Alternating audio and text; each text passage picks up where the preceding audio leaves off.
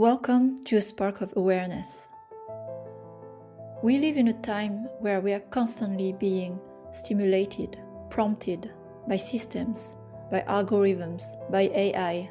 But when we outsource our answers, we slowly give away our authority, our inner voice, our self-mastery. Conscious leadership has no shortcut, no hack, and it can only begin from within. It is the courage to stop escaping and to sit with what's alive and present inside, even when it's very uncomfortable. But that's where growth is.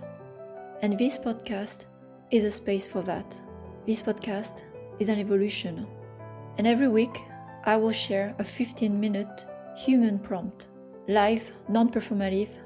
It is a moment of reflection drawn from my work in conscious leadership, from the journeys of the leaders I coach and accompany, and from what is moving in a collective film of what is humanity and leadership. I am Sophie Vaux, a conscious leadership coach and guide of transformation. I support leaders who are crossing the threshold right now from the old system of leadership, a legacy, into a deeper, more conscious way of being. If the traditional model no longer resonates, know that you are not alone, and that is your weekly practice. This is your time with your inner world. This is your weekly spark of awareness. Welcome.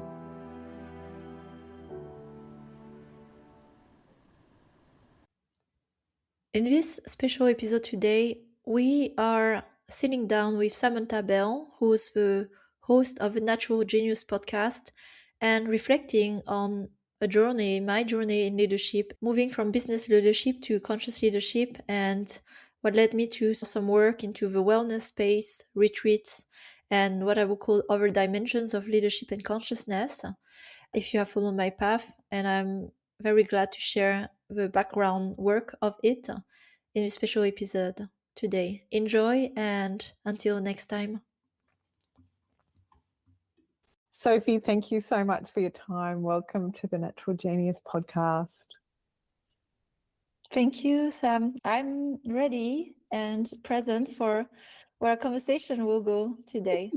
I trust, that's all, like how I came in today, trust, feeling in a very good mood, light, joy, and so I feel prepared.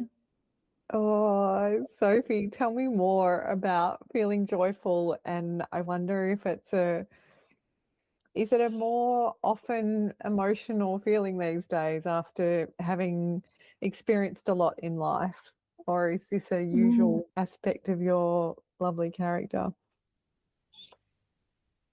Yeah, I would say today joy is more a practice. Because every morning when I wake up, I have my routine. I call it a morning light routine. So bringing light, because we have different, nights we dream, maybe sleep, quality of sleep. So that can actually set quite a lot the day.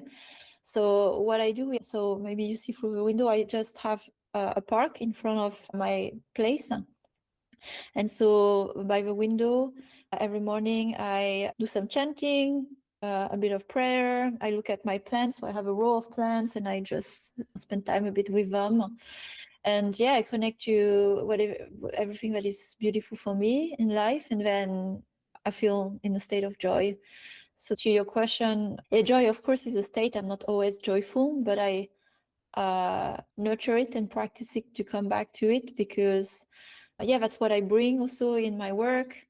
That's my commitment also to this way I want to be in this world as me. And so that's what I bring today. Joy, back of light. So tell me, in your work with women and enhancing leadership, tell me, what do you love about that space, and what things are you enjoying these days about working with leaders and supporting them?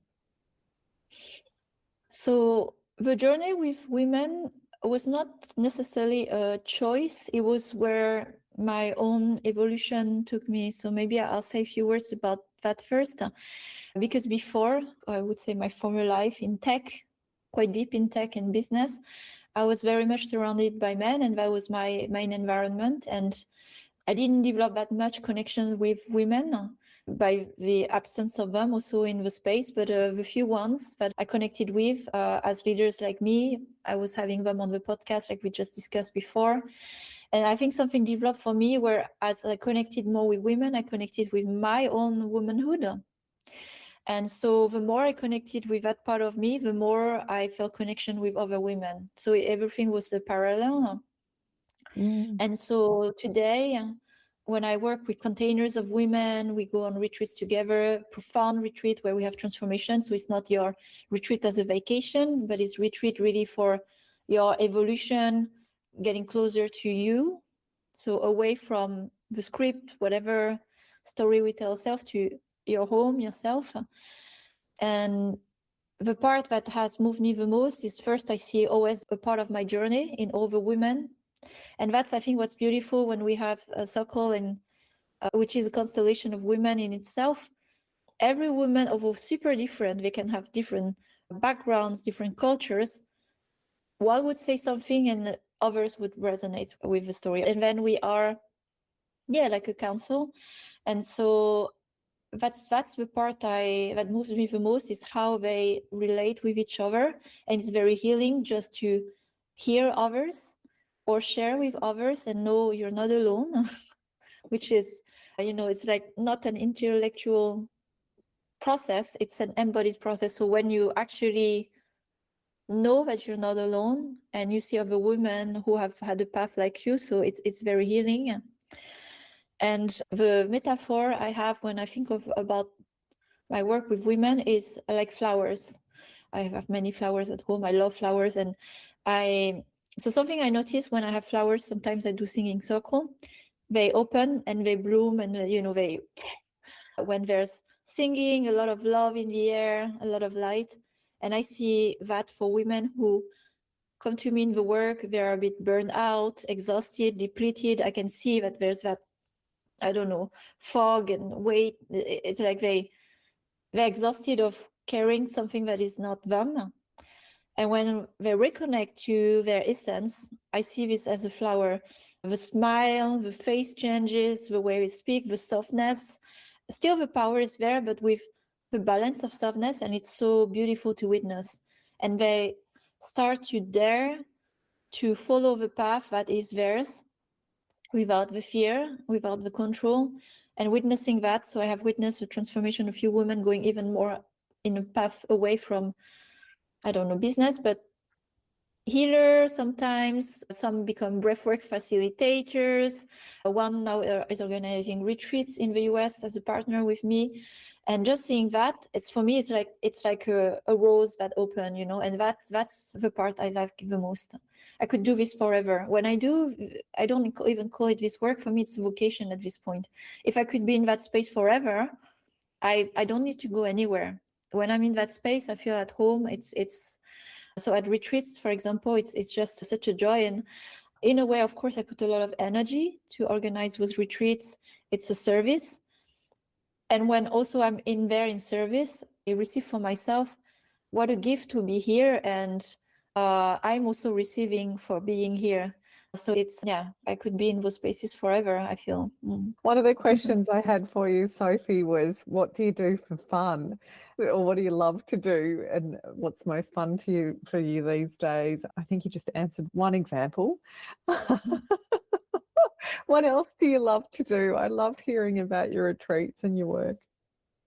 I always come back to me and what's happening in me and where are the conflicts, because the conflicts is also the ones that the women I work with feel. And so as I do the work, we do it together. So to the fun for me, it's going back to my child self. And she's very artistic. She likes to dance. It's not in a performance way, but it's just like to be connected. So I love to dance through the music. So I dance in my kitchen every day, actually.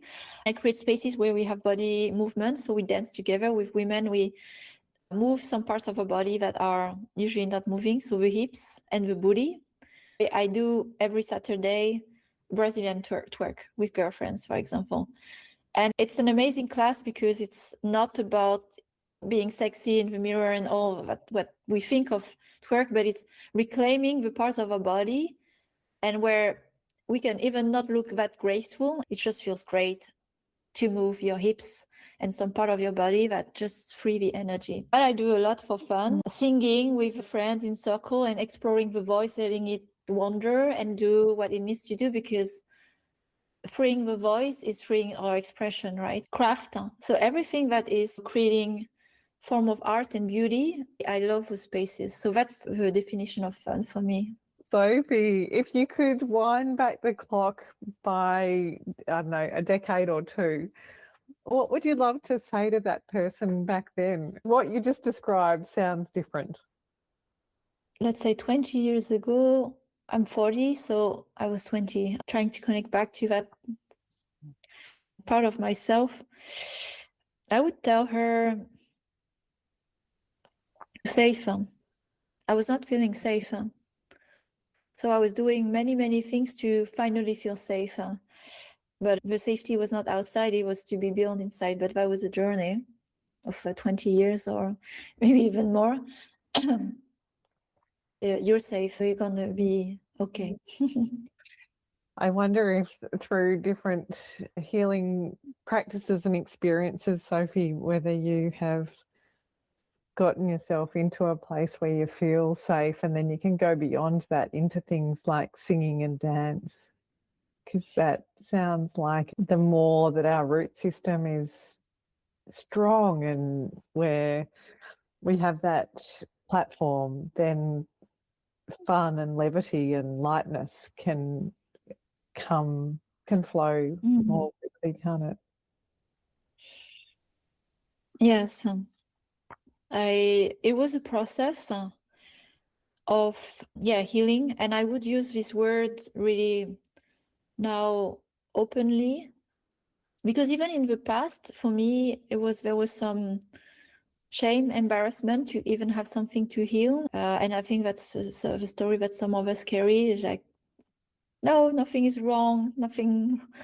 I had a good childhood, I think, but in the end we are all carrying something, from this life, from the generations before us, society, culture, history. So owning the fact that we are all on a healing journey, that helps just to set the expectation and not like trying to avoid it. And then for my journey of what I call growth, but in the end it was healing. I was going a layer deeper each time. So it was really a journey of more consciously the past 10 years, I'd say. I had quite a few difficult events that made me really question my way of approaching life, because I could identify some repeat. Then that was the moment of introspection, is like, what can I change? And instead of like others changing for me, that's the main question, right? So through this journey, however it led me to where I'm at today, the same philosophy applied, which was, you can only control you. I'm not saying even your emotion, but your thoughts. Be observant, what's going on, how you see the world, what you tell yourself, and the actions. So a lot of that was the focus, and it had different levels of consciousness through my journey, and went to other dimensions as I got deeper and deeper into this healing. Sophie, you are a treasure to spend time with. Tell me, if you could change anything in business or in leadership, what would you like to see different in the future? So that's also what I'm focusing on, why I stay in business, because I've been in that crossroad where I could go very deep into the wellness space, and people who are already raising their hands, I need healing, I need to work on my wounds, my growth. And I work also with this category of people. And in business, I see where this is most needed, because that's where I've been there, where the pressure is very strong. And then you see all the things coming out and not so many resources to navigate that. So what I wish to see in business is founders, entrepreneurs who take responsibility, that they understand deeply, when they start a business, it's a responsibility. So what I mean by that, are you building a business for yourself from your ego that you want to be loved at the end of this journey? And very likely you won't feel that way if that's really the goal, because everything that will happen will make you love yourself less. So that's the journey I've seen for many. So it's an endless race. So that's why I work in coaching with some of them so they free themselves from themselves. And then you have other a movement of conscious founders, entrepreneurs who have done some work for themselves and then are really asking themselves what is really what I'm building and what's the impact on the people I'm onboarding in this journey, employees, team, partners, investors, and the consumers. So at the end, the clients, what is it that I give, I serve, I offer, that will also impact their lives, right? So there's a stream of consciousness from what kind of structure am I building for people to spend 80% of their life, and which is a form of influence. I've been there, I know that. So it goes back at home, for people who are affected at work. It stays with them at home, and then it creates a lot of anxiety and stress when the workplace is unfortunately also the place of stress. And I worked in mobile games before, and I asked myself as well, okay, I'm creating amazing games, products that are joyful, but at the same time making a lot of money. So that was quite comfortable for many years. And then there's the other side, which is, okay, we are less and less connected with ourselves. People have less tools to even be connected with each other. And I'm building products that keep people on the phone. Is this what I should be doing? So that's when I started to take a different path and continue my path as an entrepreneur, but direct the energy to what I believe. So now I work more with human presence, creating spaces for connection, transformation, human to human. And so that's the kind of founders, entrepreneurs I'd like to see more, asking themselves the right question and not building a company to heal a wound. But that happens because it's not conscious. So it's in the end more conscious business. Oh, keep talking, Sophie. Thinking about that future makes me excited. I think to imagine business. Well, firstly, I feel very privileged that we're living in these times to be able to have those conversations, and with the insight of perhaps the last 10 or 20 years to talk to scale-ups or startups or different founder experiences, and the introduction of the internet and mobile, and to see the burnout patterns that can happen, and then to go into business, creating businesses beyond those earlier stages. So thank you for giving me insight in terms of what's important to you and also what's possible. I'm excited by the work that you do. Thank you. And we are part of this movement, in reality, because even us running a podcast, where a podcast, you have many topics, but it's a channel to transmit some thoughts, some ideas, some perspective, and it's already a seed planted, by us being here and having this conversation. So I'm also very grateful for you creating the space. With your podcast, you were saying that it's evolved from guest interviews, perhaps through other stages, and then more recently you do insights from your coaching. That must be so fascinating, Sophie, because I wonder, the person that you are, whether those insights crystallize fast, and maybe there's clients that you have at any one time that maybe there's some similarities there, and so you actually get to see and talk to in your new podcast episodes those themes that are coming through. Tell me more about what you're enjoying about your podcast now, and also maybe a little bit around some of the insights that you've been observing lately. I'm very grateful for being able to speak on a podcast, because I'm the one on the other side. So those moments are very rare and precious. So it brings me joy to be able to connect with a question and reflect for myself.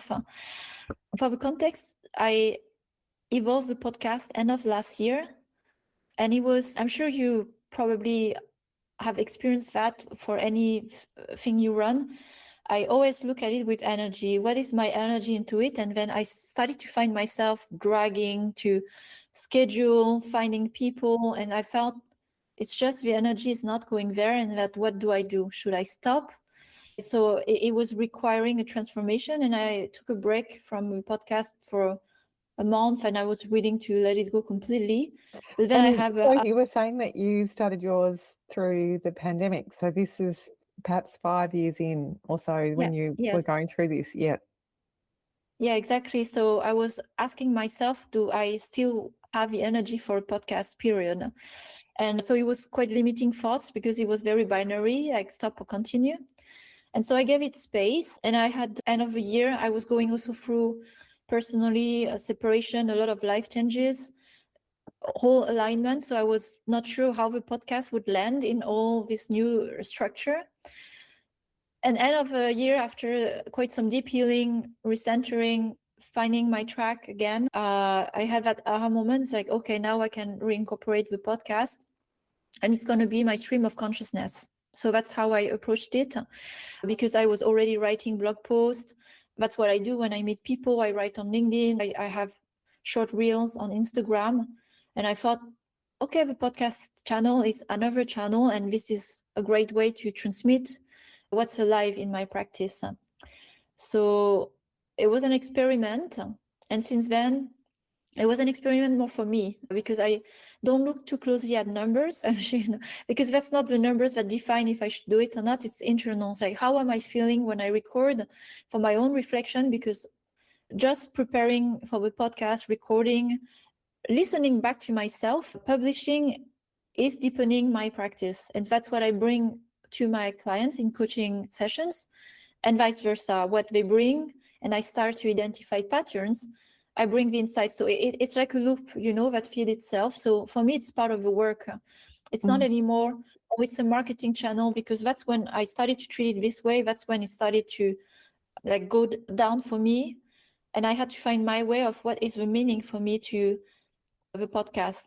And I can see also the joy for you to have this conversation. So I think we are understanding each other here. What is it for us? The themes I wanted to address in this podcast. So I thought of a very practical format. I know people are busy, and I thought I'm going to do a 15-minute reflection.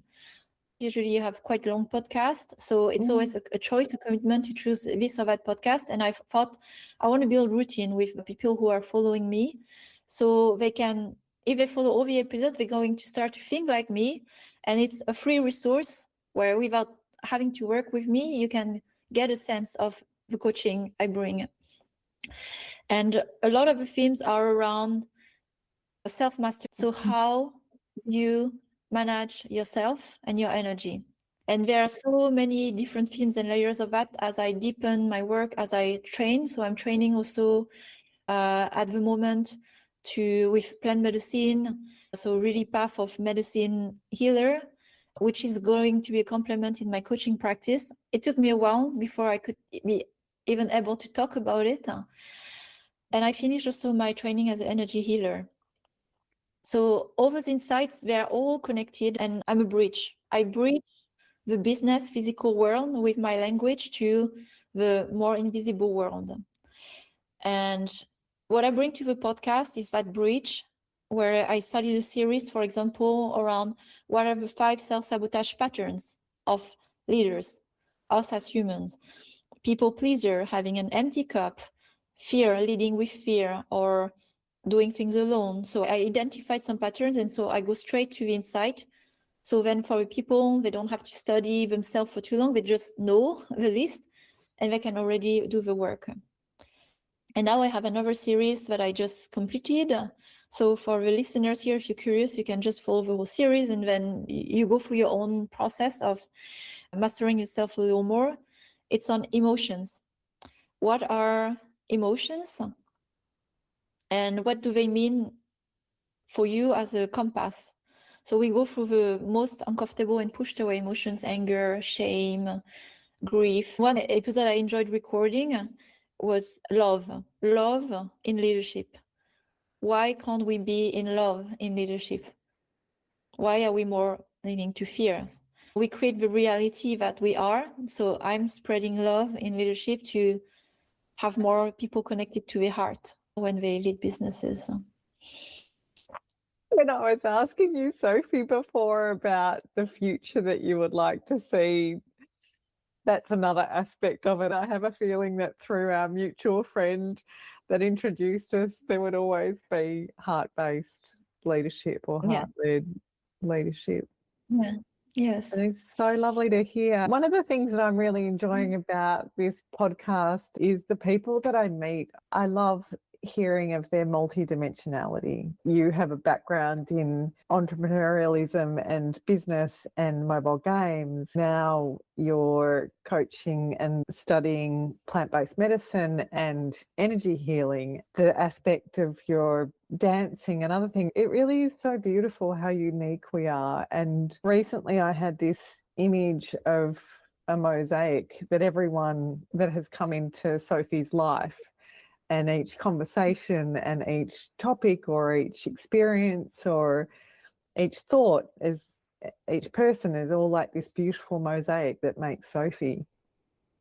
And no wonder Sophie is beautiful, because this mosaic is a composition of so many different aspects.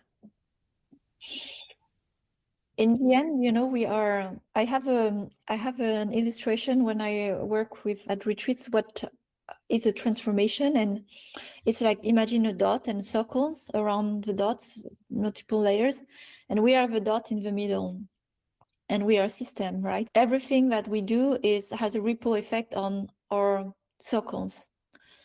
So the closer circles, relative, our environment, our teams, our outer circle, like society, you know, so we are part of a system, of course. And so again, the thing that we shape is who's part of our system. Is this a system we choose, or is this a system we inherit? And definitely I'm giving a lot of credit in how I am and feel today to all the beautiful souls that have been connected with me, and they're in my heart, you know, and that friend in common, he's quite present often in my heart. And, you know, so there's some aspects of him, his spirits, that are there with me, and that's the strength, you know. We're never fully alone when we carry with us, you know, the heart of others. Oh, Sophie, you say the most beautiful words. We better say my go gift ahead. is my expression. So again, I look also into human design and chakras, and my active parts of myself is the throat. So that's why I sing, that's why I express. So thank you for pointing out the words. And so when I understand that, I know that language is my main channel of transmission. A voice, yeah. There's different pieces that I've picked up from different tools. Years ago, I did the Enneagram. That was helpful. I was lucky enough to have a friend, Zana, do a human design debrief for me. I'm a hermit optimist and a generator. The generator aspect really made sense, because I've been a chief of staff and I've been a founder and a co-founder, and I love getting stuff done. I've had people say, it's amazing how much you can get done. Even for this podcast, I'm aiming for 50 episodes within a few months. Friends are like, what? But I dare say other generators would be like, well, yeah, of course. Yeah, I had a feeling. I feel you as a generator. I'm a manifesting generator. When I met our mutual friend Ludo at Network School, there was a few of us that knew about human design and were encouraging others to learn about it, because I think in the startup space it is very helpful to know that profile. I wondered about whether you feel through your work whether you have a wider support. These days we can connect into some of those more esoteric aspects of life and realize that it's time now for us to use them to support us and to be part of our landscape rather than running from them and just staying in a really rational business world. I see that evolution, but again, we are in the reality that we are. So somehow the people who are in this shift are around me. So I don't see so much in the field than the ones who are not, because we are creating the field around us. But from my position, I see a movement that there's the limitation of the mind, because I think we have so much knowledge and we have studied all the corners of the mind. And then is that it? It's like, why am I not feeling better? I know everything about my story. I know what to do. And still here I am stuck, that's the situation I find many of my clients. And because the problem is not here, or the solution is not here, it's here, like around. So also observation of context. I think there are also institutions that used to give safety, certainty of life, why am I here, that are collapsing and not passed on the next generation. Religions is one, it has transformed. You have non-religious gathering places still in the church, but non-religious. So I see this at least in Berlin. The state also is not anymore the place that people can expect to be giving away your responsibility, or sometimes family as well. So there's some structure systems that have fallen, and then I think it starts to raise the question, what else is there? What can I rely on when those are falling apart? And I think COVID was a big part of it as well, where we see, okay, everything that we are trying to grasp on, it can just disappear like this. So there's that, and there's in my own journey, because it's not a coincidence. I'm just part of a movement where I felt also stuck at some point, and I felt there was more, and I've always felt it most of my life. I was just pushing it away. So my connection to other dimensions of what's in the world, the non-visible world. I have also my Asian background, Vietnamese background, and in the family, at home, we had altars. We were sharing the home between Buddhist culture, Buddhist religion, and Catholic from my father and mother. And I pushed that away. I was actually not feeling it. And then the journey has been the past years to reconnect with it. Back to your question about my connection, it started already from that family, where Vietnamese culture, it's as Asian cultures, we're connected to the divine. It's very present. And now I understand why it's there. And it's like a discovery from another lens, which is not the part I'm giving away responsibility of my life. It's like, I understand what's this function. And so I have spent some time in doing research, sometimes through plant medicine ceremonies, to go very deep and understand. And I'm discovering more, let's say year by year. But for example, I have connections with shamans. I have a line with shamanic roots. And now I understand why my connection to nature, certain circles, why the plant medicine, it's been calling me, and why. Because it's there. And in Vietnam also, there are those roots. So I'm going to spend some time in the lands there to understand a bit more my bloodline. And on the other line, I have the side of my father, but the side of my mother, more Catholic. I have seen also an ancestral line of light beings, whether people believe in it or not. And I used to not believe in angels, the angelic beings. And so I have a lot of light. And then today you ask, like, how do I have joy? That's what I call in every morning, my ancestors, and they protect me where I walk in the world. When I walk in a ceremony, when I walk in the street, I'm protected. I feel quite protected. And I have a very different experience of my life in Berlin, where it can be sometimes very aggressive, not friendly. That's the experience of many of my friends around. That's not the experience I have, because I have this protection and I nurture it. And so I don't have this kind of interaction. So that's interesting to work at that level. And that's what I work with my clients. It's work on your field. That's the only thing you can do. You can't control others, but it's like magnetic, you know, what's posed to you, if it's light, brings, and you know, so, or you bring more, you know, of your wounds and your shadow, then you have to work on them. Yeah. Oh, I love hearing that. That was beyond what I could have expected as a so Sophie. And you remind me that often when we do feel like there's more, whether there's something missing or there's something more to discover, that personal growth journey is different for all of us. And it is so great to have the encouragement and the courage to be able to do it and discover. And I can feel Ludo's presence and the person who's introduced us. I can feel him nodding away, going, yeah, I knew that you two would enjoy meeting. I knew that there would be connections. So thank you so much for lifting my spirits and for bringing that joyfulness that perhaps comes from your being uplifted by many different things in the practice that you do first thing in the morning. Yeah. And same, I feel also that energy and presence with you. So I'm grateful to be able to record such podcasts. So back to what is the future we want to see. I'm glad that we could talk about the different dimensions of business and beyond. That's the time I want to see, where we are not separating this us to the other realms, to be in unity again. That's what is required. So that is a big step, and I am very grateful for you and creating that space. Keep speaking, Sophie. Keep that voice coming out and your articulation and your connection. That's what you just did in that moment. I mean, it's easy to have you on this podcast because you just speak so eloquently about so many different topics.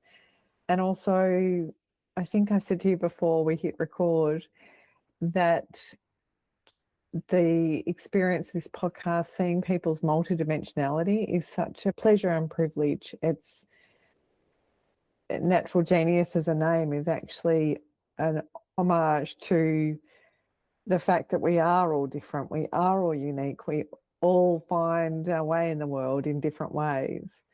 And that is such a beautiful thing to both admire and showcase. So is there anything that we haven't covered, Sophie, that you would like to talk to?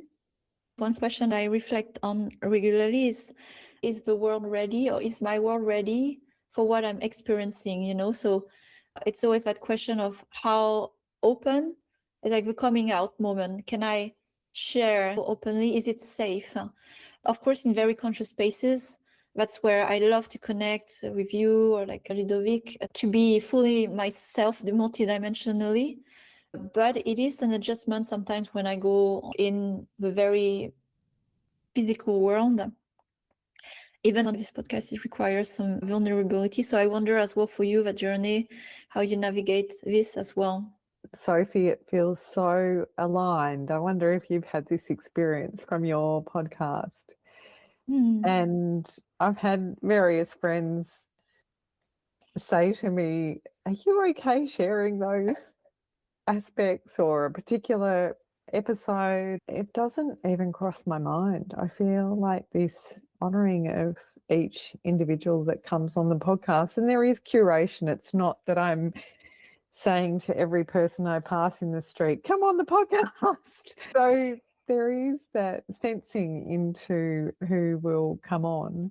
Not once had a moment of going, I shouldn't share this. I do, like I did with you, Sophie, I say, if there's anything you're not comfortable with in the moment, we will cut it out. And if the whole thing doesn't work out, then we'll cut it. Thank you. I'm receiving that, and I think I'm taking a bit of that energy forward. So thank you. Thank you so much for your time, Sophie. I really appreciate it. Same, Sam. Thanks for listening to the Natural Genius podcast. Please share this with anyone who came to mind and visit us at naturalgenius.com.au. Thanks so much.